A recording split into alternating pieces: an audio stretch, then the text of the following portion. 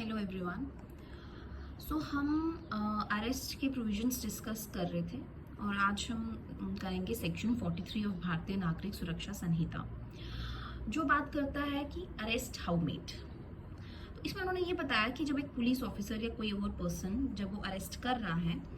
The person should actually touch or confine the body of the person to be arrested, unless कि वो custody में submission वो word या action से हो रही है तो अलग बात है, अदरवाइज वो पर्सन की बॉडी को कन्फाइन किया जाएगा। प्रोविजो ये दिया इन्होंने कि विमेन जो है, अगर जिस विमेन को अरेस्ट करना है तो उसकी अरेस्ट के लिए उसके पर्सन को टच नहीं किया जाएगा unless the circumstances indicate to contrary. उसकी जो सबमिशन है to the custody shall be presumed. और जब एक पर्सन जिसको अरेस्ट करना है और अगर वो उस अरेस्ट को रेजिस्ट करता है तो सारी पॉसिबल नेसेसरी चीज़ें जो करनी है उसको अरेस्ट करने के लिए सभी मीन्स का यूज़ किया जा सकता है in order to arrest him. अब एक सबसेक्शन 3 इसमें ऐड हुई है जो कि सीआरपीसी में नहीं थी, जिसमें इन्होंने हैंड कफिंग अलाउ की है in certain category of offences which are actually grave offences. क्योंकि हैंड कफिंग सुप्रीम कोर्ट ने भी बहुत सारी जजमेंट्स में कहा है कि हैंड कफिंग नहीं होनी चाहिए, लेकिन यहाँ इन्होंने भारतीय नागरिक सुरक्षा संहिता में इन्होंने कहा है कि कुछ ऑफेंसेस में हैंड कफिंग अलाउड है।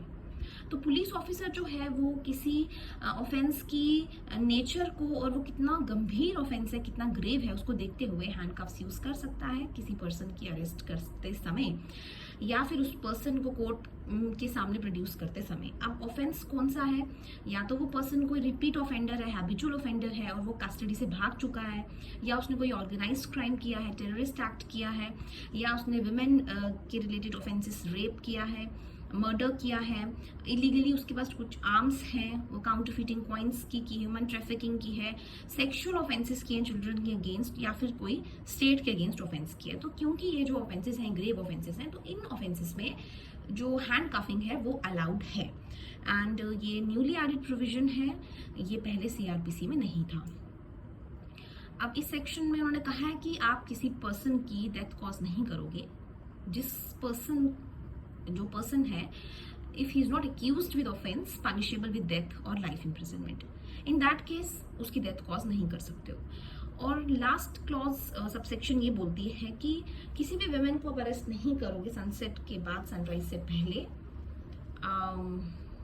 मतलब अगर कोई एक्सेप्शनल सर्कमस्टांसेस है then there is a separate case, otherwise sunset से के बाद और सनराइज से पहले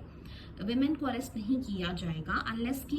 एक रिटन परमिशन ना ऑब्टेन कर ली जाए from the magistrate of first class जिसकी लोकल जुरिस्डिक्शन में ऑफेंस हुआ है या फिर